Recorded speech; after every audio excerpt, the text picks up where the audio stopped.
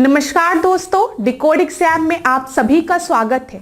आज की क्लास में हम लोग डिस्कस करने वाले हैं जीएस मॉक टेस्ट 24, जिसमें कि 40 प्रश्न होंगे। ये 40 प्रश्न हिंदी और इंग्लिश दोनों माध्यम में दिए गए हैं और ये प्रश्न आपके आने वाली परीक्षाओं के लिए बहुत ही महत्वपूर्ण है। चाहे वो यूपीपीसीएस की परीक्षा हो, चाहे वो आरओ की परीक्षा हो, चाहे वो बीईओ की परीक्षा हो। तो चलिए आज की क्लास स्टार्ट करते हैं मेरे साथ ऐश्वर्या सिंह के साथ।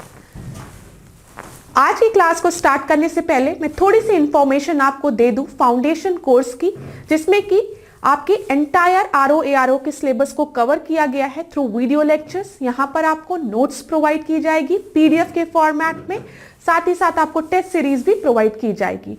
अगर इस कोर्स से रिलेटेड आपको कोई भी इंपॉर्टेंट इंफॉर्मेशन चाहिए क्लास, तो आप इस नंबर पर व्हाट्सएप करिए, आपको सारी इंफॉर्मेशन यहाँ पे अवेल करा दी जाएगी। ठीक है, इस नंबर पर।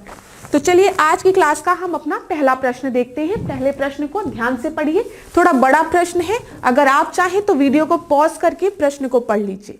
ठीक है, हिंदी और इंग्लिश दोनों माध्यम में दिया गया है। फिर मैं आपको सही उत्तर बताती हूँ। तो ये देखिए, चौथी पंचवर्षीय योजना के संबंध में निम्नलिखित में से कौन सा कथन सही है, इसको अंडरलाइन कर लीजिए। सही पूछा गया है यहाँ पर। पहला ऑप्शन आपको दिया गया है या 1974 से 1978 तक चली। दूसरा है स्थिरता के साथ विस्तार और धीरे धीरे आत्मनिर्भरता इस योजना का प्राथमिक उद्देश्य है। तीसरा है आपका इस अवधि के दौरान 14 प्रमुख भारतीय बैंकों का राष्ट्रीयकरण किया गया। फिर उसके बाद चौथा है आपका भारतीय पाकिस्तान युद्ध 1971 और बांग्लादेश मुक्ति युद्ध हुआ इस समय। और आखिरी है इस योजना की वास्तविक विकास दर 5.7% है। ठीक है, अब यहां पर मैं इंग्लिश में पढ़ती हूं और आपको सही उत्तर भी मैं बताऊंगी। आप लोग वीडियो पॉज करके उत्तर दे लीजिए class. It lasted from 1974 to 1978। तो मैं आपको बता दूं, ये पंचवर्षीय योजना जो थी वो 1969 में स्टार्ट हुई और ये 1974 तक चली थी। ठीक है, तो पहला स्टेटमेंट आपका गलत है। Expansion with stability and gradual self-sufficiency were the primary objective of this plan। ये आपका एकदम सही है। इस प्लान में आपके 14 इंडियन बैंक्स को नेशनलाइज्ड किया गया था, ये भी एकदम सही है। During this period Indo Pakistan war and Bangladesh liberation war were occurred during this period, ये भी एकदम सही है। 1971 का समय चल रहा है और आप देखिए यहाँ पर। और आखिरी आपका the actual growth rate of this plan was 5.7%। नहीं, ये एक ऑब्जेक्ट रखा गया था कि हम जो ग्रोथ रेट है उसको 5.7% तक ले जाएंगे, लेकिन ये आपका नहीं अचीव हो पाया था और ये अप्रोक्सीमेटली आपका 3% रह गया था। तो मतलब ई भी आपका गलत है। तो यहां पर आपका सही उत्तर जो होगा वो होगा BCD, जो कि आपके ऑप्शन डी में दिया है। D is the right answer. अब यहां पर पहले प्रश्न हो सकता है कई बच्चों का गलत हो, मैं मान रही हूं, क्योंकि ये एक डिफिकल्ट प्रश्न था, इसके लिए आपको थोड़ी सी नॉलेज होनी चाहिए थी। लेकिन आप बिल्कुल भी परेशान नहीं होंगे, हम टेस्ट सीरीज आपके लिए इसीलिए लेकर आए हैं कि आपके जहां जहां आप लैग करें, जो कमियां हैं वो आपको पता चल जाए और एग्जाम के पहले आप उन सब चीजों को तैयार कर ले। तो बिल्कुल भी परेशान मत होइएगा अगर आज की क्लास में किसी का पहला प्रश्न गलत है, और जिसका सही है वो तो बहुत अच्छी बात है। चलिए, बहुत अच्छी बात है। ठीक है, तो यहां पर आपका सही उत्तर देख लीजिए क्या है। डी आपका सही उत्तर है। यहां पर देखिए लिखा है 5.7% के लक्ष्य की तुलना में केवल 3.3% की विकास दर के साथ यह योजना विफल रही। और विफल रहने के पीछे कारण भी है कि 1971 में भारत पाकिस्तान युद्ध हुआ। ठीक है, बांग्लादेश मुक्ति युद्ध हुआ, कई रीजंस थे। दूसरा प्रश्न हम देखते हैं, निम्नलिखित में से कौन सा विकल्प अगस्त प्रस्ताव 1940 में सम्मिलित नहीं है। ठीक है, नहीं है बोला गया है, यहां पर इसको अंडरलाइन कर लीजिए। यहां पर 1940 के अगस्त ऑफर की बात की गई है और पूछा गया है उस पर कौन सा ऑप्शन इंक्लूडेड नहीं है। पहला आपका दिया गया है भारत के लिए डोमेनियन स्टेटस की बात की गई, डोमेनियन स्टेटस फॉर इंडिया। दूसरा है वाइसरॉय के कार्यकारी परिषद का विस्तार, extension of viceroy executive council.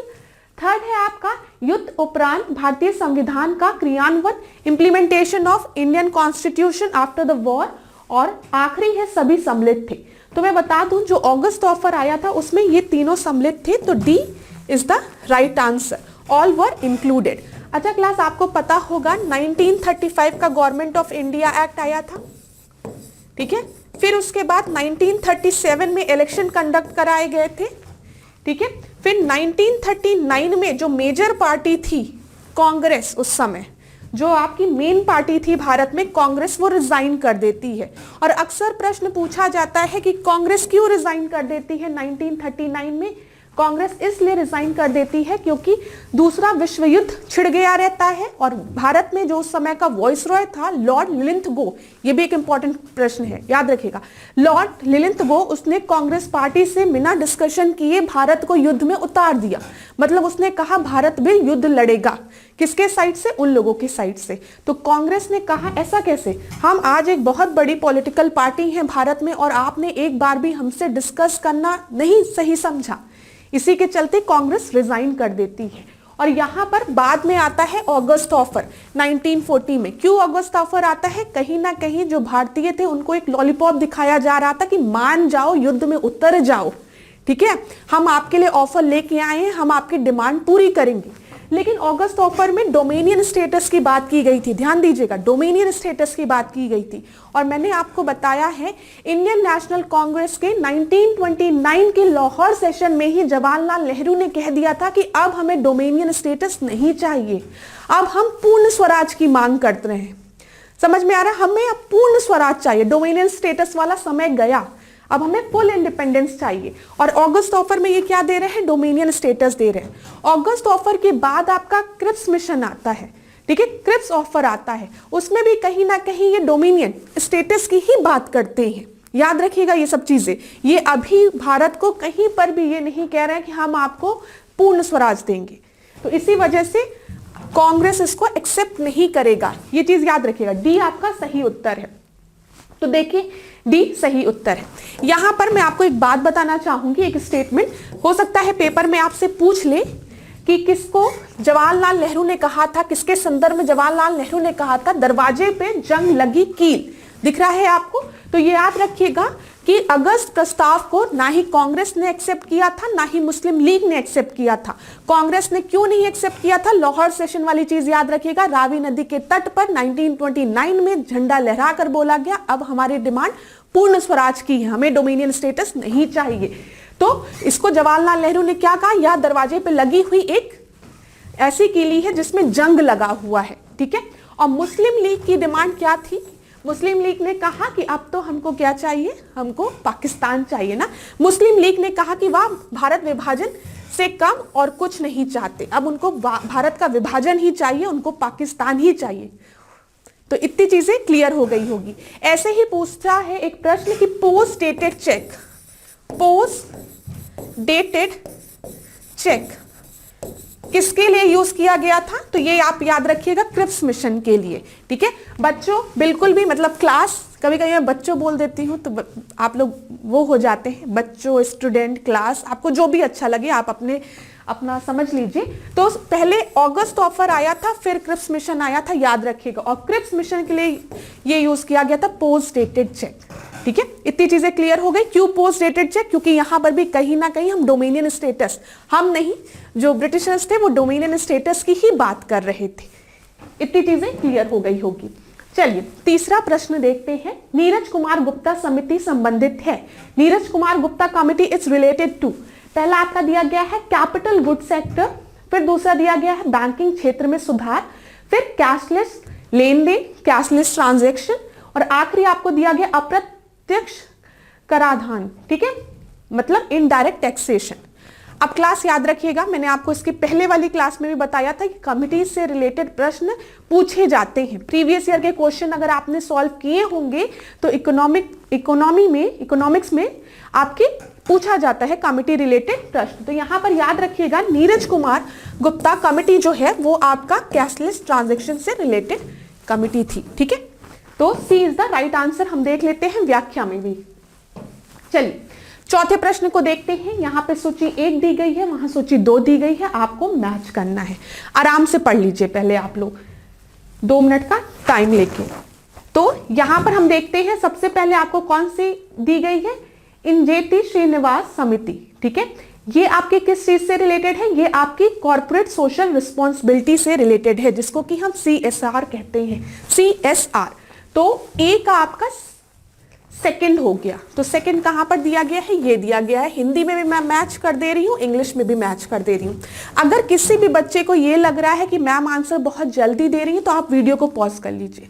अगर आपको लग रहा है कि मैम की स्पीड बहुत तेज है तो आप वीडियो को पॉज कर करके स्लो करके देखिए। अगर आपको लग रहा है कि मैम की स्पीड बहुत धीमी है तो वीडियो को फास्ट करके देखिए।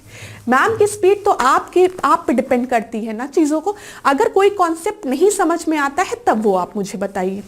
चलिए दूसरा हम देखते हैं, आपका है अरुणा सुंदर राजन। ठीक है, अरुणा सुंदर राजन कमेटी जो थी वो आपकी रिलेटेड थी टेलीकॉम सेक्टर रिवाइवल से, जिसको कि हम कहते हैं दूर संचार क्षेत्र का पुनरुद्धार। ठीक है, फिर उसके बाद वासुदेव समिति जो है वो किस चीज से रिलेटेड है, वो एनबीएफसी सेक्टर से रिलेटेड है। ठीक है, सी का आपका क्या हो गया, थर्ड हो गया। और राजीव कुमार समिति जो है वो किस चीज से रिलेटेड है, selling of oil and ONGC field to private countries, और क्षेत्रों को निजी कंपनियों को बेचना। ठीक है, ऑयल, ये इसको सही कर लीजिएगा यहां पर। तो ये डी का आपका हो गया फोर्थ। तो यहां पर ऑप्शन अगर हम देखें तो ए का 2-1-3 मतलब B is the right answer. ठीक है, बी जो है वो आपका सही उत्तर है। यहां पर आप देख लीजिए, यहां पर आप लोग देख लीजिए क्या लिखा है, राजीव कुमार समिति, वासुदेव समिति, इंद्रजीत श्रीनिवास समिति और अरुणा सुंदर राजन समिति। तो बी आपका सही उत्तर है।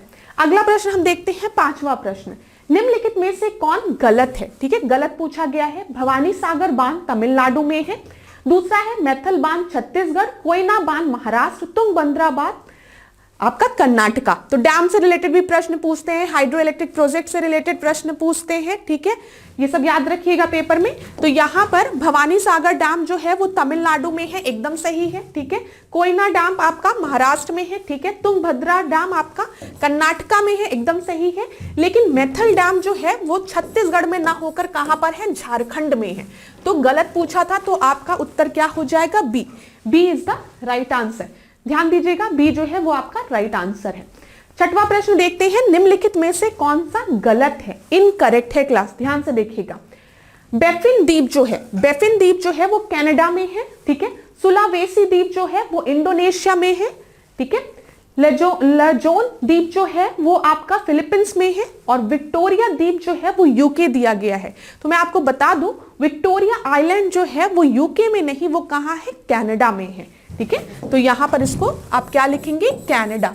तो आपका सही उत्तर क्या हो जाएगा क्लास, बताइए। D is the right answer, क्योंकि इनकरेक्ट पूछा गया है।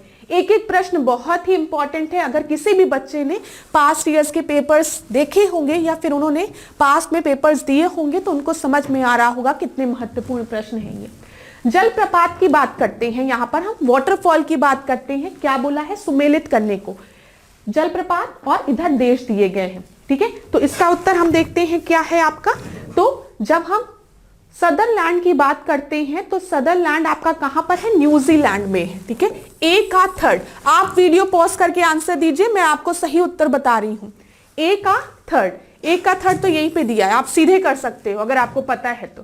ठीक है, तो फिर आपका बचा रिबन। रिबन आपका कहां पर है, ये है कैलिफोर्निया में। ठीक है, डेला आपका कहां पर है, डेला है, बताइए डेला कहां पर है, कनाडा में। और कुके नाम कहां पर है, वेनेजुएला में।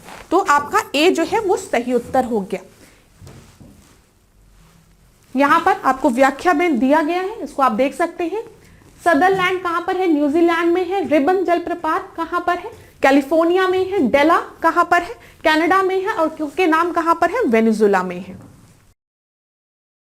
अब हम आठवें प्रश्न को देखते हैं। आठवां प्रश्न क्या है, निम्नलिखित में से कौन सी नहर ओंटारियो झील और इरी झील को जोड़ती है। ठीक है, which of the following canal connect lake Ontario and lake eri. पहला ऑप्शन आपको दिया गया है एल्बर्ट कैनाल, दूसरा कील कैनाल, थर्ड आपको दिया गया है वेललैंड कैनाल, और आखिरी आपको दिया गया है स्वेज कैनाल। तो मैं आपको बता दूं, लेक ओंटारियो और लेक इरी को कनेक्ट करती है वेललैंड कैनाल। ठीक है, सी इज द राइट आंसर। अब हम थोड़ा सा एक्सप्लेनेशन देख लेते हैं यहाँ पे फिगर के थ्रू। ये आपको दिख रहा होगा नॉर्थ अमेरिका। ठीक है, नॉर्थ अमेरिका का कॉन्टिनेंट दिख रहा होगा। यहाँ पर देखिए ये क्या है, ग्रेट लेक्स हैं। ठीक है, ग्रेट लेक्स हैं, और इन ग्रेट लेक्स में आपके 5 लेक्स मेनली आते हैं, नाम याद रखिएगा। सबसे पहले लेक सुपीरियर, ठीक है, फिर उसके बाद लेक मिशिगन, फिर लेक ह्यूरॉन, लेक इरी और लेक ओंटारियो, ठीक है। मैंने आपसे क्यों बोला कि ग्रेट लेक्स के 5 लेक्स के नाम आप याद रखेंगे, क्योंकि पेपर में हो सकता है डायरेक्टली आपसे पूछ ले कि इनमें से कौन से आपके ग्रेट लेक्स के पार्ट हैं। दूसरा, आपसे ये पेपर में पूछा जा सकता है कि इसको अरेंज कर दीजिए नॉर्थ टू साउथ, क्योंकि इस तरीके के क्वेश्चंस आपके पेपर में बन रहे हैं, तो याद रखिएगा ये भी चीज। तो lake superior, lake Michigan, Huron, eri और ओंटारियो, ठीक है। अब हमने जो प्रश्न दिया था उसमें आपसे पूछा गया था कि लेक ओंटारियो को लेक इरी से कौन सा कैनाल जोड़ता है, जिसका कि उत्तर था आपका वेललैंड कैनाल, यहां पर आपको दिख गया होगा। दूसरी चीज आप याद रखिएगा, सेंट मैरी फॉल्स कैनाल, ये कहां किन किन के बीच में है, ये लेक सुपीरियर और आपको इधर दिख रहा होगा लेक ह्यूरॉन के बीच में है। इतनी चीजें क्लियर क्लास। आप खुद देख रहे होंगे कि मैप के थोड़े थोड़े क्वेश्चंस हम लोग रोज लगा रहे हैं, जिससे कि आपका पेपर तक तैयार हो जाए काफी चीजें। यहां पर देख लीजिए, यहां पर आपका गल्फ ऑफ अलास्का है, जब हम नॉर्थ अमेरिका की बात कर रहे हैं। इधर कैरेबियन सी है, याद रखिए, लोकेशंस को बस याद रखिए, प्रश्न अभी हम नहीं आपसे डिस्कस करेंगे, लोकेशन याद रखिए। अलास्का, ठीक है, कैरेबियन सी, इधर लेब्राडोर सी, इधर हडसन बे और इधर बैफिन बे और इधर ब्यूफोर्ड सी। मैंने आपको कुछ भी डिफिकल्ट नहीं बताया है, आप एक तरफ से चलिए, इधर Gulf of Alaska, Caribbean Sea, Labrador Sea, ठीक है, फिर हडसन बे, फिर उधर बैफिन बे और इधर आपका ब्यूफोर्ड सी, बस इतना और याद रखिए। चलिए अगला प्रश्न हम देखते हैं। अगला प्रश्न देखिए, 9वां प्रश्न, निम्नलिखित में से कौन सही है बोला गया है। काली मिट्टी कपास की खेती के लिए उपयुक्त होती है, ठीक है। दूसरा है, इसमें ह्यूमस की मात्रा अधिक होती है, या महाराष्ट्र, मध्य प्रदेश के पश्चिमी क्षेत्र, उड़ीसा के दक्षिणी क्षेत्र में प्रायः पाई जाती है, ठीक है। हम लोग बात कर रहे हैं कि जो ब्लैक सॉइल है, it is suitable for the cultivation of cotton, ठीक है। मैंने आपको उसके पहले भी बताया है कि ब्लैक सॉइल आपकी सुटेबल होती है कॉटन के कल्टीवेशन के लिए, और ये महाराष्ट्र के इधर के रीजन्स में आपके पाई जाती हैं। It is often found in the Maharashtra, western region of MP and southern reason of Orissa, ये भी एकदम सही है आपका। And the quantity of humus is more in this, ये स्टेटमेंट आपका गलत है, ठीक है। यहां पर खाली 2 स्टेटमेंट आपके सही हैं, 1 और 3, और करेक्ट बोला गया है 1 और 3 किस में दिया गया है, सी में दिया गया है। सी इज द राइट आंसर।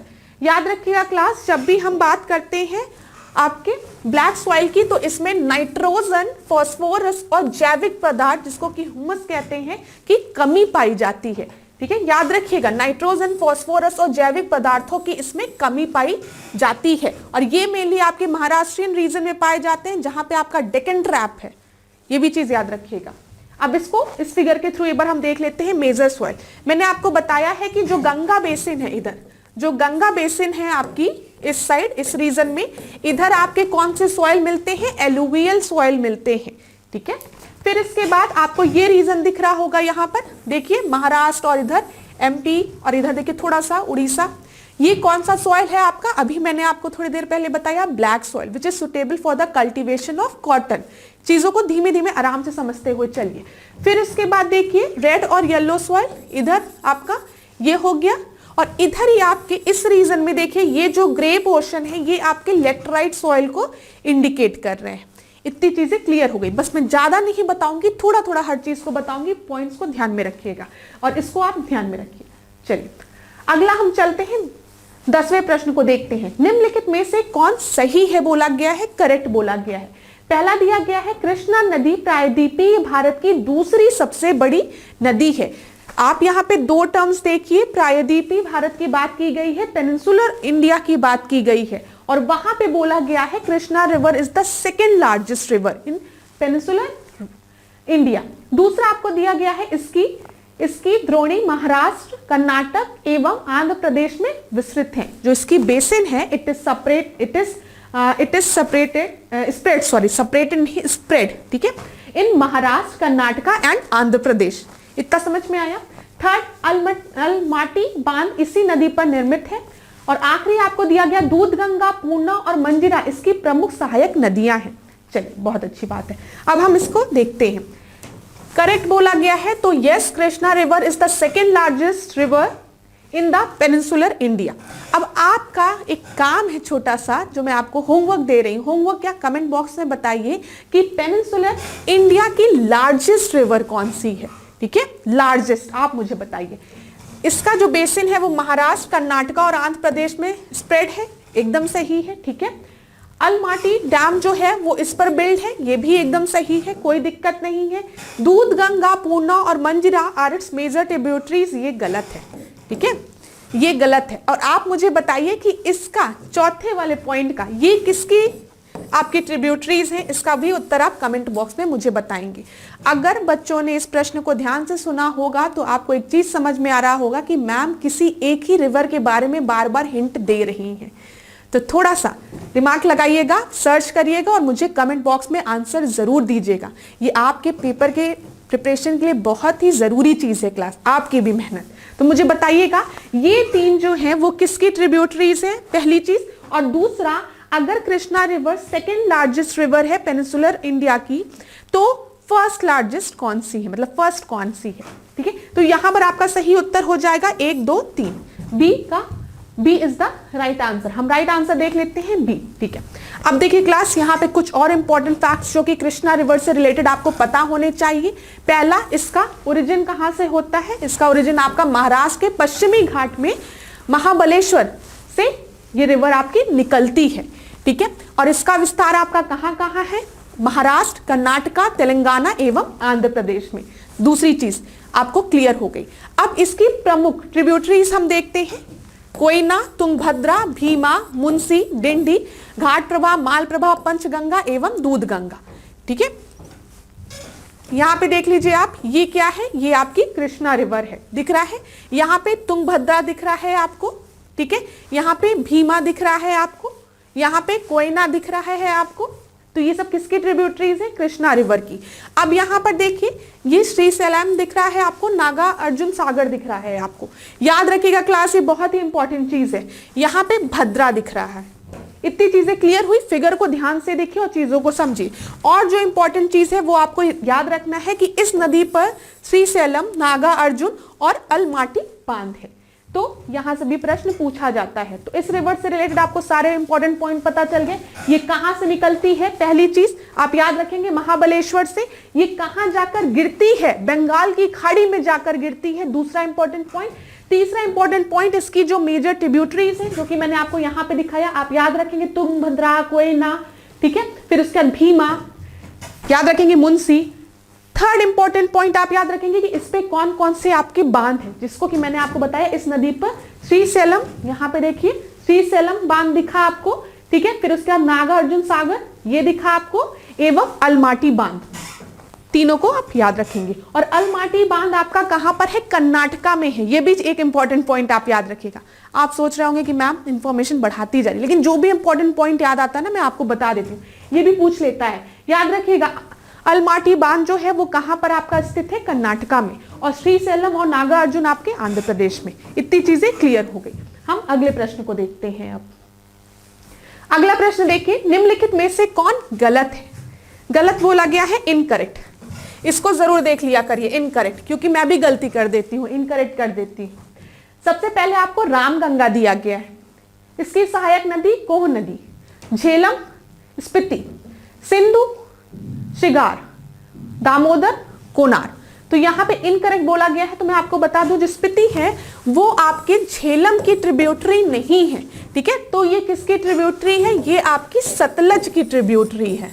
तो यहां पे आपका सही उत्तर क्या हो जाएगा, बी, क्योंकि इनकरेक्ट बोला गया है इस वजह से। अब व्याख्या में देख लीजिए, आपको नदी दी गई है और उनकी सहायक नदियां दी गई हैं। तो इसको एक बार आप लोग गो थ्रू कर लीजिएगा, नेक्स्ट क्लास में हम इसको और अच्छे से डिस्कस कर लेंगे। ठीक है, यहां पर मैंने आपको रामगंगा की क्या है, कोह नदी याद रखिएगा। ठीक है, झेलम की आप याद रखिए किशन गंगा। ठीक है, झेलम की किशन गंगा। सिंधु की याद रखिए एक बहुत ही इंपॉर्टेंट नदी गिलगित और श्योक, ये दोनों चीज आप याद रखेंगे। अभी हमने बताया स्पीति किसकी है, आपकी सतलज की है, याद रखिएगा किसकी है, सतलज की है। चलिए बस इतनी चीजें याद रखिए। दामोदर की आप याद रखिएगा बराकर, कोनार और जमुनिया। इतने पॉइंट्स आप याद रखिएगा क्लास, फिर हम नेक्स्ट क्लास में रिवर्स रिलेटेड और प्रश्नों को डिस्कस करेंगे और इसको कवर कर लेंगे। अगला प्रश्न हम देखते हैं 12वां प्रश्न। 12वां प्रश्न थोड़ा सा बड़ा है तो इसको ध्यान से पढ़िएगा। कथन दिया गया है और रीजन दिया गया है, एजर्शन दिया गया है और रीजन कारण। 1935 के भारतीय परिषद अधिनियम के अधीन 1937 में 11 प्रांतों में चुनाव हुआ। ठीक है, election where held in 11 provinces in 1937 under the Indian council act of 1935। फिर दूसरा है आपका बंबई, मद्रास, मध्य प्रांत, बिहार, संयुक्त प्रांत, उड़ीसा में कांग्रेस को पूर्ण बहुमत मिला। इसके अतिरिक्त असम और उत्तरी पश्चिमी प्रांत में भी कांग्रेस की मिलीजुली सरकार बनी। Congress got the absolute majority in Bombay, Madras, central province, Bihar, United province, Odisha, and apart from this coalition government was formed in Assam and north western province.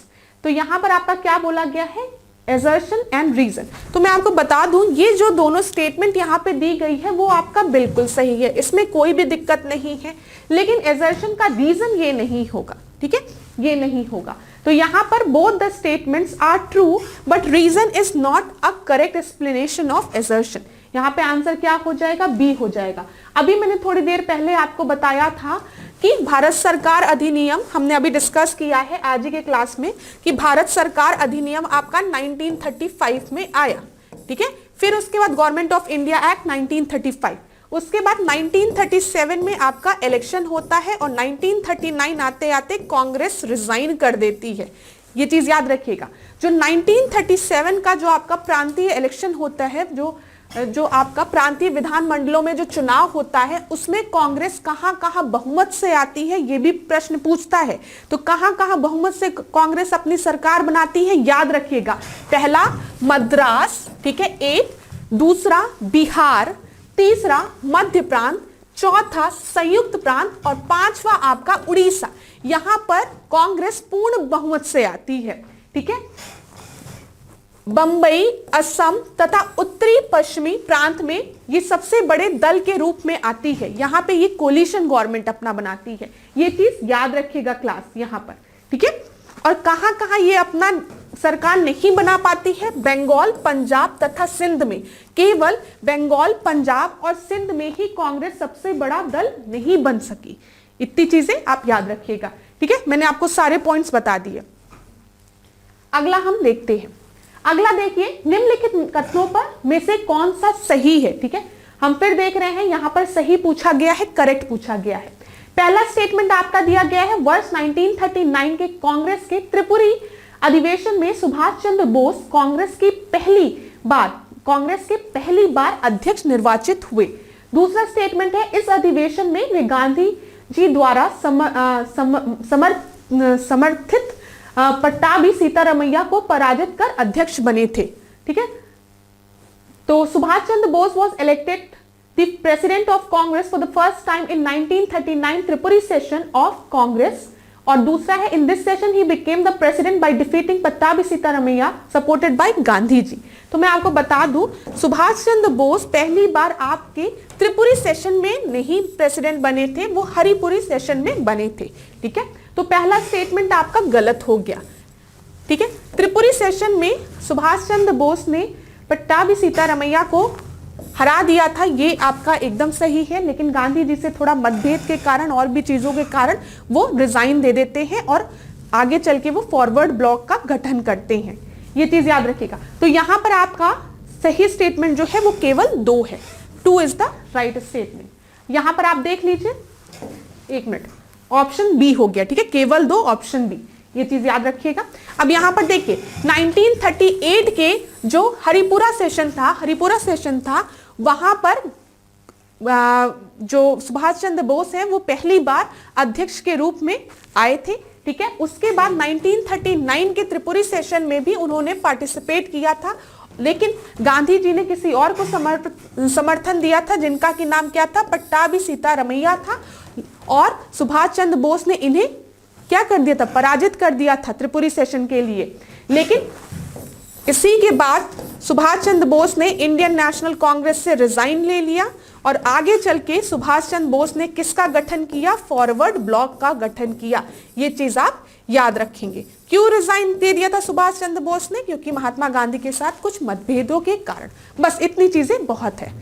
अच्छा, यहाँ पे एक प्रश्न और बनता है, अब सुभाष चंद्र बोस ने भी त्रिपुरी सेशन को नहीं प्रिसाइड किया, पट्टाभी सीतारमैया ने भी त्रिपुरी सेशन को नहीं प्रिसाइड किया, तो त्रिपुरी सेशन को प्रिसाइड किसने किया था, राजेंद्र प्रसाद ने। तो ये भी चीज आप याद रखिएगा,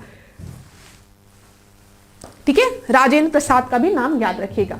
14 प्रश्न देखिए, निम्नलिखित में से कौन सी पुस्तक डॉक्टर भीमराव अंबेडकर द्वारा नहीं लिखी गई है। पहला है बुद्ध या कार्ल मार्क्स, फिर दूसरा है जनता, फिर तीसरा है जाति का विनाश और आखिरी है भारत के विभाजन का दोषी आदमी। ठीक है, तो बुद्ध और Karl Marx, Janata, annihilation of caste, guilty man of India's partition, ये याद रखिएगा, ये नाम आप याद रखिएगा। ठीक है, यहां पर भीमराव अंबेडकर ने guilty man of India's partition नहीं लिखा है, इसको किसने लिखा है, राम मनोहर लोहिया ने लिखा है। ये तीन जो बुक है आपकी, ये किसके द्वारा लिखी गई है, डॉक्टर भीमराव अंबेडकर द्वारा लिखी गई है। पूना पैक्ट किसके बीच में साइन हुआ था, गांधी जी और डॉक्टर भीमराव अंबेडकर के बीच में, याद रखिएगा। राउंड टेबल कॉन्फ्रेंस, तीनों राउंड टेबल कॉन्फ्रेंस में किसने पार्टिसिपेट किया था, डॉक्टर भीमराव अंबेडकर ने पार्टिसिपेट किया था। तो यहां पर आपका सही उत्तर क्या है, डी है, भारत के विभाजन का दोषी आदमी, the guilty man of India's partition, ये मेन बुक का नाम है, इसको लिखा था राम मनोहर लोहिया ने। तो इतनी चीजें क्लियर हो गई। चलिए अगला प्रश्न हम देखते हैं। अगला प्रश्न देखिए क्लास, निम्नलिखित में से कौन सा कथन सही नहीं है, इनकरेक्ट बोला गया है, तो ध्यान से पढ़िएगा। अकबर के शासन काल को फारसी साहित्य का पुनर्जागरण के रूप में जाना जाता है। ठीक है, दूसरा है गणित की पुस्तक लीलावती का फारसी अनुवाद अब्दुल फजल द्वारा किया गया था। तीसरा है रामायण का फारसी अनुवाद फैजी द्वारा किया गया था और आखिरी है इनमें से कोई नहीं। इंग्लिश में मैं पढ़ देती हूँ। Akbar reason is known as the Renaissance of Persian literature. दूसरा है Persian translation of Lilavati a book on mathematics was done by Abdul फजल और आखिरी है आपका the Persian translation of Ramayan was done by Faizi और जो ये है none of these। तो यहाँ पर आपका थर्ड स्टेटमेंट जो है वो गलत है, रामायण का फारसी अनुवाद फैजी द्वारा नहीं किया गया था। तो यहाँ पे सही उत्तर क्या हो जाएगा, डी हो जाएगा, क्योंकि इनकरेक्ट स्टेटमेंट नॉट करेक्ट पूछा है, डी आपका सही उत्तर है। तो रामायण का जो फारसी अनुवाद था वो किसने किया था, अब्दुल कादिर ने किया था, मुल्ला अब्दुल कादिर ने, ना कि फैजी ने। ये चीज क्लियर है आपकी। ठीक है, अब यहाँ पर देख लीजिए और भी चीजें, यहाँ पे पूरा नाम याद रखिएगा इनका, रामायण का फारसी अनुवाद मुल्ला अब्दुल कादिर बदायूनी ने किया था। कभी कभी पेपर में अब्दुल कादिर ना देके खाली बदायूनी दे देता है तो बच्चे कंफ्यूज हो जाते हैं, तो बदायूनी पूरा नाम याद रखिएगा। चलिए, पंचतंत्र का फारसी अनुवाद किसने किया था, फैजी ने किया था। क्लास दिस इज इंपॉर्टेंट, इसको इंपॉर्टेंट मार्क कर लीजिए। ठीक है, पंचतंत्र का अनुवाद किसने किया था, फैजी ने किया था। अब्दुल फजल ने क्या लिखा है, आईने अकबरी और अकबरनामा। ठीक है, और फैजी ने लीलावती का भी फारसी अनुवाद किया था। तो फैजी द्वारा पंचतंत्र और लीलावती का फारसी अनुवाद, याद रखिएगा। इतनी चीजें क्लियर हो गई। यहां पे ये एक इंपॉर्टेंट पॉइंट है। अगला प्रश्न 16, भारतीय राष्ट्रीय कांग्रेस के दिल्ली अधिवेशन जो कि 1947, जब भारत को आजादी मिल रही रहती है, की अध्यक्षता किसने की थी, who presided over the Delhi session of Indian national Congress. पहला ऑप्शन अब्दुल कलाम आजाद, दूसरा गोविंद वल्लभ पंत, तीसरा राजेंद्र प्रसाद और आखिरी है आपका जीबी कृपलानी। तो मैं बता दूं, दिल्ली सेशन जो था वो किसने प्रिसाइड किया था, जेबी कृपलानी ने। डी जो है वो आपका सही उत्तर है। व्याख्या में हम एक बार देख लेते हैं। देखिए, व्याख्या में आपका डी जो है वो सही उत्तर है। चलिए, ठीक है, और जब जीबी कृपलानी ने आपका त्याग पत्र दे दिया तो उसके बाद कौन अध्यक्ष बने, राजेंद्र प्रसाद, ये भी याद रखिएगा। निम्नलिखित में से कौन सही है, 1534 में बंगाल के शासक नुसरत शाह को पराजित करने के बाद करके शेर शाह ने हजरते आला की उपाधि धारण की। मैं एक बार और पढ़ देती हूँ, थोड़ा सा तकलीफ हुई पढ़ने में तो फिर से पढ़ती हूँ। 1534 ईस्वी में बंगाल के शासक नुसरत शाह को पराजित करके शेर खान ने हजरते आला की उपाधि धारण की। ठीक है, 1539 में चौसा के युद्ध में, चौसा का युद्ध में हुमायूं को पराजित कर उसने शेर शाह की उपाधि धारण की। करेक्ट पूछा है यहां पर, तो मैं बता दूं यस, जो शेर खान जो था he assume the title of Hazrat Ala after defeating Nusrat Shah, एकदम सही है। And Nusrat Shah was the ruler of Bengal, एकदम सही है 1534 में। And after defeating Humayun in the battle of Chausa in 1539 he assume the title of Sher Shah, ये भी एकदम सही है। Both the statement are right. C जो है वो आपका सही उत्तर है। यहां पे देख लीजिए 17 का सी आपका सही उत्तर है। अगला प्रश्न हम देखते हैं, नीतिसार के लेखक कौन है? ठीक है, who is the author of Nitisar? पहला ऑप्शन आपको दिया गया वात्स्यायन, फिर आपको दिया गया कामंदक, फिर उसके बाद आपको दिया गया है विष्णु शर्मा और आखिरी आपको दिया गया है अमर सिंह। तो मैं आपको बता दूं इसका सही उत्तर है, नीतिसार के जो आपके ऑथर है वो है कामंदक। ठीक है, बी जो है वो आपका सही उत्तर है। अगला प्रश्न देखिए, अब हम 19 प्रश्न को देखते हैं। निम्नलिखित में से कौन गलत है? क्या पूछा गया है? इनकरेक्ट। कौन सा इनकरेक्ट है, गलत है? तो सबसे पहले बुद्ध चरित दिया गया है, सामने दिया गया है अश्वघोष। ठीक है, मुद्राक्ष दिया गया है विशाखा दत्त, वृहत संहिता दिया गया है वारा मिहिर और आखिरी आपको दिया गया है विक्रमांग देव चरित विज्ञानेश्वर। तो मैं आपको बता दूं बुद्ध चरित जो है वो अश्वघोष द्वारा लिखा गया है, एकदम सही है। ठीक है, मुद्राक्ष जो है वो विशाखा दत्त द्वारा लिखा गया है, ये भी सही है। ठीक है, वृहत संगीता जो है वो वारा मिहिर द्वारा लिखा गया है, ये भी सही है। लेकिन विक्रमांग देव चरित जो है वो आपका विज्ञानेश्वर द्वारा नहीं लिखा गया है, इनकरेक्ट पूछा गया है। तो आपका सही उत्तर क्या हो जाएगा? डी। तो ये किसके द्वारा लिखा गया है? विल्हड़ द्वारा लिखा गया है। ठीक है, ये याद रखिएगा। यहां पर आप देख लीजिए विक्रमांग देव चरित जो है वो विल्हड़ द्वारा लिखा गया है। ठीक है, डी जो था वो आपका सही उत्तर था क्योंकि वो इनकरेक्ट दिया था। 20वां प्रश्न देखते हैं, निम्नलिखित में से कौन सही है? ठीक है, सही है पूछा गया। निम्न स्तर की सतह से हवा में मार करने वाली मिसाइल को हम आकाश मिसाइल कहते हैं। मध्यमपुरी की सतह से हवा में मार करने वाली मिसाइल को हम त्रिशूल कहते हैं। टैंक रोधन मिसाइल को हम प्रहार कहते हैं। सबसोनिक क्रूज मिसाइल को हम निर्भया कहते हैं। तो यहां पर देखिए class, low level surface to air missile को हम आकाश कहते हैं, इसमें लिखा है। तो मैं आपको बता दूं वो त्रिशूल कहलाता है, Trishul missile. Medium range surface to air missile ये आपका क्या कहलाता है? ये आपका आकाश कहलाता है। एंटी टैंक मिसाइल प्रहार नहीं, नाग होता है। ठीक है, और सबसोनिक क्रूज मिसाइल निर्भया। तो डी जो है वो आपका सही उत्तर है। ठीक है, यहां पर ऑप्शन को चेंज कर दिया गया है, इसको सही कर लीजिएगा। डी जो है वो आपका सही उत्तर है। एंटी टैंक मिसाइल मैंने आपको बता दिया है वो क्या है आपका, वो आपका नाग है। 21वें प्रश्न को हम देखते हैं, निम्नलिखित में से कौन गलत है? ठीक है, गलत है बोला गया है। अंतरिक्ष उपयोग केंद्र अहमदाबाद में है, विक्रम साराभाई स्पेस सेंटर तिरुवनंतपुरम में है, राष्ट्रीय सुदूर संवेदन केंद्र आपका देहरादून में है और भारतीय अंतरिक्ष अनुसंधान संगठन बेंगलोर में है। तो Indian space research organisation ISRO आपका बेंगलुरु में है। ठीक है, नेशनल रिमोट सेंसिंग सेंटर आपका देहरादून दिया गया है, ये देहरादून में नहीं है, ये कहां पर है? ये हैदराबाद में है। ठीक है, इसको सही कर लीजिएगा, ये कहां पर है? ये हैदराबाद में है। तो इनकरेक्ट बोला गया है, इसी वजह से सी जो है वो आपका सही उत्तर है। अगला प्रश्न हम देखते हैं, हवाई जहाज का ब्लैक बॉक्स दर्शाता है। The black box an aeroplane represent. ठीक है, देखिए क्लास में आपको बता दूं, यहाँ पे जब भी हम ब्लैक बॉक्स की बात करते हैं, जब भी प्लेन या आपके एयरक्राफ्ट क्रैश होती है ना, तो इस ब्लैक बॉक्स को ढूंढा जाता है क्योंकि सारी इंफॉर्मेशन इस ब्लैक बॉक्स में आपके रिकॉर्डेड रहती है। लेकिन नाम पे मत जाइएगा, ये ब्लैक बॉक्स इसका नाम है, लेकिन इसका जो कलर होता है वो आपका ऑरेंज कलर का होता है।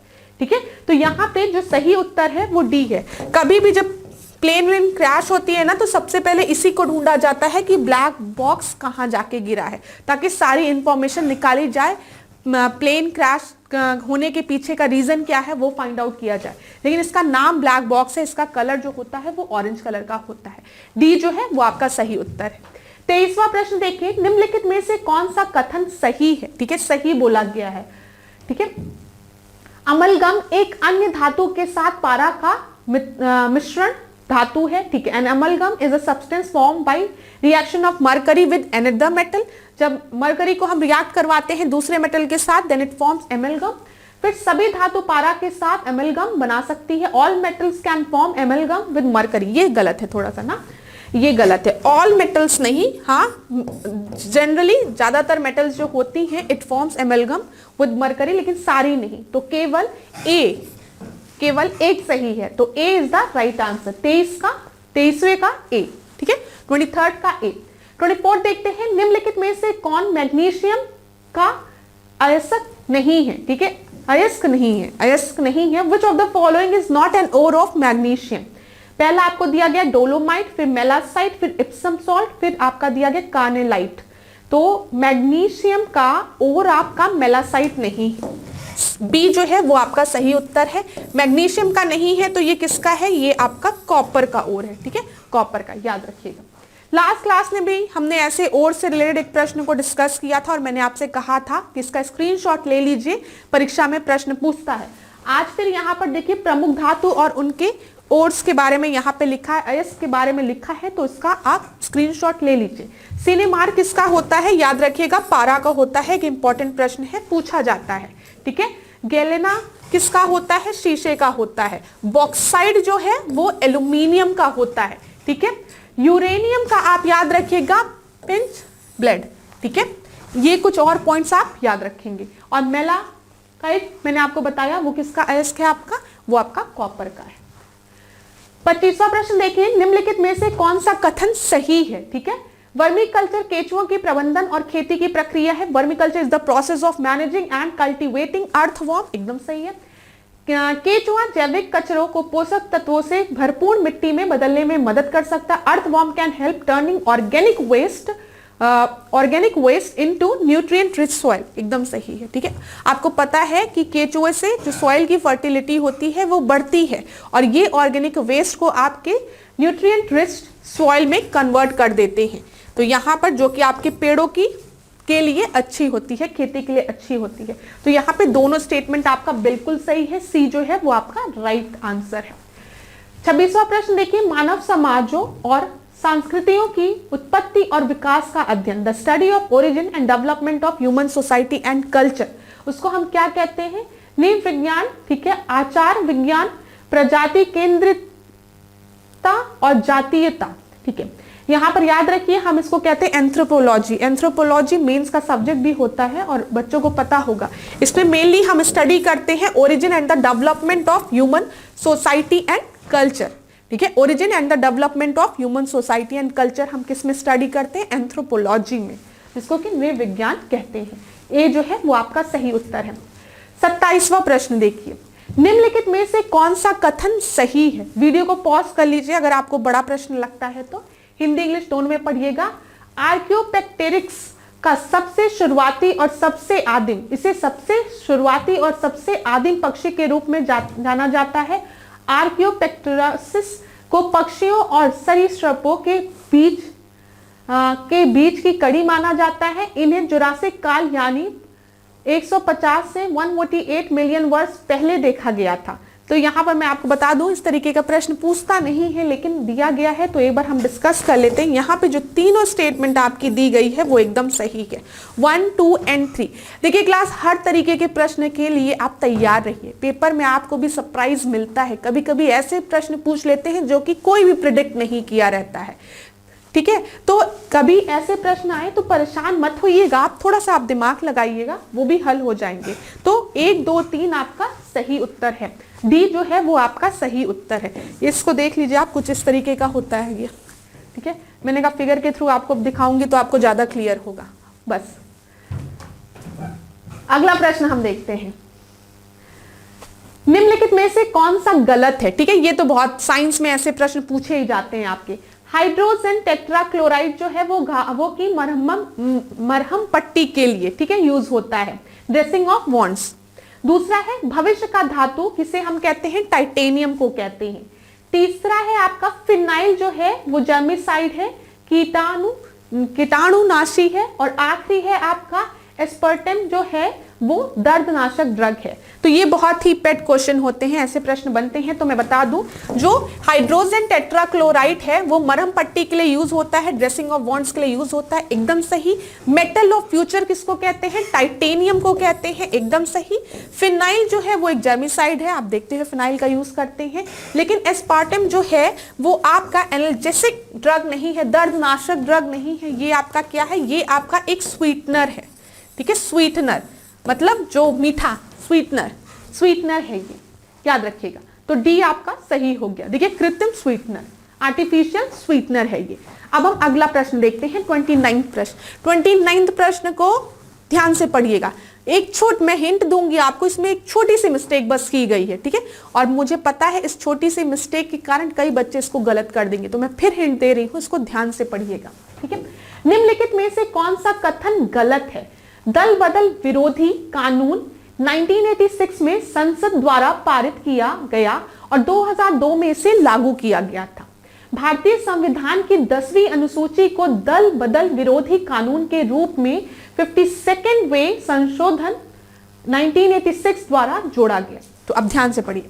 द एंटी डिफेक्शन लॉ, पहले देख लीजिए क्या पूछा गया, इनकरेक्ट पूछा गया, ठीक है, कौन सा गलत है? तो anti defection law was pass by the parliament in 1986, नहीं 1986 में नहीं, 1985 में, ठीक है।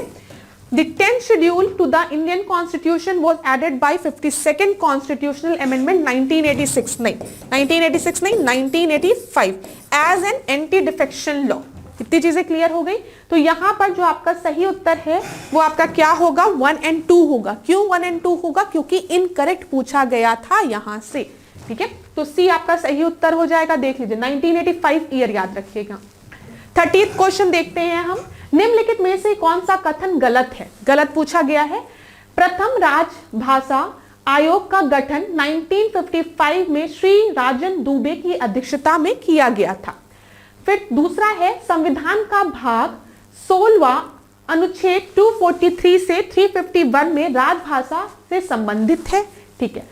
और आखिरी है किसी राज्य का विधानमंडल उस राज्य के आधिकारिक उद्देश्यों के लिए राज्य में उपयोग की जाने वाली किसी एक या अधिक भाषाओं या हिंदी को अपना सकता है। इसमें भी क्या बोला गया है आपका? इनकरेक्ट। ध्यान दीजिएगा क्लास प्लीज, यहाँ पे करेक्ट और इनकरेक्ट में। तो फर्स्ट ऑफिशियल लैंग्वेज कमीशन जो था, it was appointed under Shri Rajan Dubey as a chairman, ये आपका गलत है। यहाँ पे बीजी खेर आपके पहले चेयरमैन थे, याद रखिएगा, ये आपका गलत है।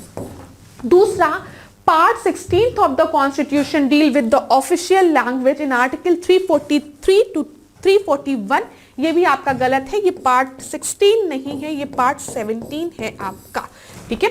तो यहां पर दो आपका 1 और 2 गलत है। थर्ड जो है, the legislature of state can adopt any one or more languages used in the state or Hindi for the official purpose of that state, ये एकदम सही स्टेटमेंट है आपका, ठीक है। तो यहां पर इनकरेक्ट बोला गया है, इसीलिए उत्तर आपका क्या होगा? आंसर क्या होगा? 1 और 2, ए इज द राइट आंसर। हम देख लेते हैं, ए आपका सही उत्तर है, मैंने आपको व्याख्या बता दी उसकी। 31 देखते हैं। निम्नलिखित में से कौन सही कथन है बोला गया है? कौन सही कथन है? अनुच्छेद 82 में कहा गया है कि प्रत्येक जनगणना के बाद परिसीमन अधिनियम के आधार पर राज्यों को क्षेत्रीय निर्वाचन क्षेत्रों में विभाजित किया जाएगा। Article 82 states that after each census states are divided into territorial constituencies based on the delimitation act। दूसरा है, अनुच्छेद 170 में कहा गया है कि प्रत्येक जनगणना के बाद संसद एक परिसीमन अधिनियम पारित करती है। Article 170 states that after each census the parliament passes a delimitation act। तो मैं आपको बता दूं, यहां पर करेक्ट बोला गया है, इन दोनों स्टेटमेंट में से कोई भी करेक्ट नहीं है। यहां पे आर्टिकल को चेंज कर दिया गया है, यहां पर 170 होगा आपका और यहां पर 82 होगा। तो सही उत्तर आपका क्या हो जाएगा? डी हो जाएगा। इनमें से कोई भी सही नहीं है, व्याख्या में आप देख लीजिए। चलिए 32nd क्वेश्चन को देखते हैं। 93rd संविधान संशोधन अधिनियम संबंधित है। 93rd constitutional amendment act deal with the Bharat के सर्वोच्च न्यायालय में न्यायाधीशों की नियुक्ति से, ठीक है, राष्ट्रीय न्यायिक आयोग की स्थापना से, establishment of national judicial commission, शिक्षण संस्थानों में आरक्षण का विस्तार, extension of reservation in educational institute. और आखिरी है लोकसभा तथा राज्यसभा विधानसभा में अनुसूचित जाति और अनुसूचित जनजाति का आरक्षण, reservation of SCs and ST in the Lok Sabha and the state assemblies. तो यहाँ पे the 93rd constitutional amendment is related to the extension of reservation in the educational institute. तो C is the right answer. Lok Sabha तथा यहाँ पे देखिए, इसको सही करिए, यहाँ पे C, शिक्षण संस्थानों में आरक्षण का विस्तार आपका है 93rd कॉन्स्टिट्यूशनल अमेंडमेंट। चलिए 33rd क्वेश्चन को देखते हैं। निम्नलिखित में से कौन सा सही है, ध्यान दीजिएगा। अनुच्छेद आर्टिकल 371A जो है वो मिजोरम से रिलेटेड है, article 371G Sikkim, 371J Karnataka, 371C Maharashtra. तो यहाँ पे जो सही उत्तर है वो आपका है C, आर्टिकल 371J जो है वो कर्नाटका से रिलेटेड है। यहाँ पे हम देख लेते हैं। अब देखिए क्लास, यहाँ पे आर्टिकल्स दिए गए हैं, इसको याद करने का तरीका भी मैं अपने तरीके से आपको बता दूंगी। अगर आपको बेटर ट्रिक से याद होता है तो अच्छी बात है। आर्टिकल 371 जो है वो आपका महाराष्ट्र एवं गुजरात से, पेपर में पूछा गया प्रश्न है ये। आर्टिकल 371 जो है वो नागालैंड से है, ठीक है। अब देखिएगा यहाँ पे मैं लिख रही हूं ए, पहला तो आपको पता है महाराष्ट्र गुजरात से, ठीक है। दूसरा आपका नागालैंड से, बी जो है वो असम से, ठीक है। सी जो है वो मणिपुर से, ठीक है। डी जो है वो आपका आंध्र प्रदेश एंड तेलंगाना, ठीक है, आंध्र प्रदेश एंड तेलंगाना। जो आपका ई है वो भी आपका इसी से रिलेटेड है। एफ याद रखिए आप क्या याद रखेंगे, सिक्किम से, ठीक है, सिक्किम से। और फिर आपका बचा जी, मिजोरम, मिजोरम।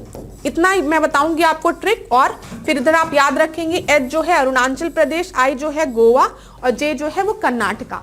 ये ऐसे ही याद रख लो, नमास, नमास याद रख लो, नमास याद रखोगे तो याद रहेगा। एन फॉर नागालैंड, ठीक है। ए फॉर, ए जो है वो नागालैंड, फिर ए जो है वो आपका असम हो गया, एम से आपका मणिपुर हो गया, फिर ए से आपका आंध्र प्रदेश वाला हो गया। तो ए समझ में आ रहा है, ए बी सी डी, ठीक है, और फिर ई, फिर उसके बाद एफ।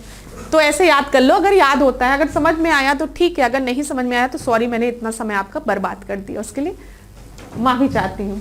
तो समझ में आ गया होगा, वैसे याद रहता है क्लास, कुछ कुछ ट्रिक्स ना पेपर में याद आ जाते हैं, नहीं तो बच्चे कंफ्यूज हो जाते हैं, ठीक है। चलिए, अच्छा यहाँ पे नमास मग करके मैंने याद किया था, नमास मग, MAG मग। तो आगे का भी आप याद कर सकते हैं अगर आप चाहें तो। फिर मिजोरम, अरुणाचल प्रदेश, गोवा, ठीक है। नमास मग ऐसे करके नमास मग याद करो 5-6 बार और देख लो, याद हो जाएगा। अगला हम देखते हैं 34 देखते हैं। सूची 1 और सूची 2, सूची 1 को सूची 2 से सुमिलित करिए, ठीक है। यहाँ पर आपको नील गाय, इंडियन बाइसन दिया है, घड़ियाल दिया है, गोल्डन लंगूर दिया है। तो सही उत्तर जो है वो आपका क्या है, यहाँ पर आपका सही उत्तर सी है। सी है, कैसे सी है इसको देखिए। जो घड़ियाल है वो आपका लीस्ट कंसर्न में है, ठीक है। फिर उसके बाद, सॉरी एक मिनट क्लास, इसको मैं सही कर दूं जरा, इसको सही करिएगा। उत्तर आपका सी है। जब हम नील गाय की बात करते हैं, नील गाय जो है वो लीस्ट कंसर्न में है, ठीक है। फिर उसके बाद जब इंडियन बाइसन की बात करते हैं तो वो आपका वनरेबल है। घड़ियाल की जब हम बात करते हैं तो वो आपका क्या है, क्रिटिकली इंडेंजर्ड है। और गोल्डन लंगूर की बात करते हैं तो वो आपका इंडेंजर्ड है। सी आपका सही उत्तर है। यहाँ पे मैं आपको एक चीज सजेस्ट करूंगी क्लास, ये जो लिस्ट होती है ना डेंजर्ड, इंडेंजर्ड, क्रिटिकली इंडेंजर्ड की, ये आपकी अपडेट होती रहती है। तो अपने परीक्षा के पहले ना एक बार इस चीज को अपडेट जरूर कर लीजिएगा, ठीक है, क्योंकि ये चेंज हो जाता है। कभी कभी जो इंडेंजर्ड स्पीशीज होती है उनको क्रिटिकली इंडेंजर्ड में डाल दिया जाता है, और कुछ ऐसा भी होता है कभी कभी कि क्रिटिकली इंडेंजर्ड से अगर वो स्पीशीज अब आपकी प्रिजर्व हो गई है, कंजर्व हो रही है, धीमे धीमे उनकी पॉपुलेशन बढ़ रही है, तो उनको क्रिटिकली इंडेंजर्ड से इंडेंजर्ड में ट्रांसफर कर दिया जाता है। तो इस चीज को आप प्लीज देख लीजिएगा, अपने परीक्षा के पहले देख लीजिएगा। यहां पर सही उत्तर आपका सी था जो हमने डिस्कस किया। 35th क्वेश्चन को देखते हैं। रेडिकल या उससे उप विभाजन के अलावा पौधों के अन्य भागों से जो जड़ें उत्पन्न होती है वह किस प्रकार की जड़ें होती है, ठीक है। The roots that are produced from the part of the plant other than the radicle or its subdivision, it is a type of root. तो आपका सबसे पहले दिया है स्लिट रूट, फिर फाइब्रस रूट, फिर टैप रूट, फिर आपका दिया है एवेंटिटियस रूट। ठीक है, तो यहां पर ये किस तरीके की रूट होती है, एवेंटिटियस रूट होती है। यहां पर मैं आपको दिखाऊंगी तो आप देख लीजिए। जो ये गाजर है ये टैप रूट का आपका दिख रहा है आपको, ये फाइब्रस रूट है, ये फाइब्रस रूट है। ठीक है, ये इस तरीके से जो होता है ये आपकी प्रॉप रूट होती है, और एवेंटिटियस रूट कुछ इस तरीके से होती है। दिख रहा है आपको, प्लांट में ऐसे निकलती है, तो इसी को हम एवेंटिटियस रूट कहते हैं। 36 देखिए, सफेदा और चौसा आम का विशेष क्षेत्र निम्नलिखित में से कौन सा है। तो मैं आपको बता दूं, सफेदा और चौसा जो है वो आपका कहां पाया जाता है, वो सहारनपुर में पाया जाता है। विशेष पूछा है, ठीक है, विशेष, ठीक है, स्पेशल जोन पूछा है, इस वजह से इसका सही उत्तर डी हो जाएगा। 36 का सही उत्तर आपका डी है। 37 देखते हैं, सर्वाधिक आलू उत्पादकता वाले जिले, district with highest potato productivity is. सबसे ज्यादा आलू कहां होता है, प्रयागराज में होता है कि मेरठ आगरा में होता है, हाथरस कन्नौज में होता है, या फिर मेरठ बागपत में होता है। तो सबसे ज्यादा आलू जो है वो आपका कहां होता है, हाथरस कन्नौज में। ठीक है, सी जो है वो आपका, सी जो है वो आपका सही उत्तर है। अगला प्रश्न हम देखते हैं, निम्नलिखित में से कौन सा गलत है। गलत बोला गया है, तिगरी मेला जो है अमरोहा में, खारी झल्लू कार्तिक मेला बिजनौर, सोरो मेला रामपुर, या गोविंद साहेब जो आपका मेला है वो अंबेडकर नगर। तो यहां पर आप याद रखेंगे जो तिगरी मेला है वो कहां पर है आपका, वो अमरोहा में है, एकदम सही है। खारी, इसको खजरी नहीं, खारी झल्लू कार्तिक मेला जो है वो बिजनौर में, एकदम सही है। गोविंद साहेब जो मेला है वो अंबेडकर नगर में, एकदम सही है। लेकिन जो आपका सोरू मेला है, यहां पे सही करिए, जो आपका सोरू मेला है वो कहां पर है, कासगंज में। कहां पर है, कासगंज, याद रखिएगा। तो इनकरेक्ट बोला गया था, इस वजह से सी होगा। यहां पर आप व्याख्या में देखेंगे तो ज्यादा अच्छे से समझ में आ जाएगा। जो सोरो मेला है वो कहां पर है, कासगंज में है। ठीक है, और सब मेला आपको सही दिया था। 39 क्वेश्चन देखते हैं, उत्तर प्रदेश में नगर स्वायत्त शासन, ठीक है, सेल्फ गवर्नमेंट कब बिगिन हुआ था, शुरुआत कब हुई थी उसकी, 1914 में, 1915 में, 1916 में, या फिर 1918 में। तो मैं आपको बता दूं, सेल्फ गवर्नमेंट जो था उत्तर प्रदेश में, इट वाज बिगिन इन 1960। सी जो है वो आपका सही उत्तर है। चलिए अगला प्रश्न हम देखते हैं, आज की क्लास का आखिरी प्रश्न। क्या है ये, आखिरी प्रश्न है। आखिरी प्रश्न को देखिए क्लास, यहां पर 2001 में, ठीक है, 2001 में प्रदेश में लिंगानुपात 1896 था। 2011 में प्रदेश में लिंगानुपात 1912 था। ठीक है, स्वतंत्रता के बाद लिंगानुपात में सर्वाधिक वृद्धि 1991 से 2001 के दौरान हुई। फिर 0 से 6 आयु वर्ग का लिंगानुपात 2011 में 906 था। तो यहाँ पे जो आपका सही उत्तर है वो है आपका बी। क्यों, क्योंकि जो स्टेटमेंट 2 है और 3 है यही आपके करेक्ट है। 2011 में जो सेक्स रेशियो था स्टेट का वो आपका 1912 है। ठीक, अरे 1912, हाँ 1912 है। ठीक है, फिर सॉरी 912 है। ठीक है, 1900 नहीं, इसको 912 करिएगा। पढ़ाते पढ़ाते मेरा भी दिमाग थोड़ा सा वो हो जाता है, तो कभी ऐसी मिस्टेक हो कि ब्लैक बोर्ड पे चीजें सही लिखी हो, मैम गलत बोल दी हो, तो उसको थोड़ा ध्यान दे लिया करो। ठीक है, इससे एक चीज और अच्छी है, ये भी पता चलता है कि आप कितने अटेंटिव हैं। 40 प्रश्न आते आते आप तो नहीं थक गए हैं। ठीक है, तो यहाँ पे ये कितना है, 1912 है, एकदम सही है। ठीक है, और highest increase in the sex ratio after the independence was occurred during 1991 से 2001 के बीच में। तो बी जो है वो आपका सही उत्तर है, देख लीजिए बी सही उत्तर है। उत्तर प्रदेश की अगर हम बात करें तो यहां पर 2001 में आपका सेक्स रेशियो कितना था, 898। 2011 के सेंसस के अकॉर्डिंग 912। और सबसे ज्यादा वृद्धि कब हुई, 1991 से 2001 के बीच में। और 0 से 6 आयु वर्ग का अगर हम लिंगानुपात देखें तो वो क्या है, 902 है। इतनी चीजें क्लियर हो गई। तो thank you so much class. आज के सेशन को हम यही एंड करते हैं। हमने 40 प्रश्नों को डिस्कस किया।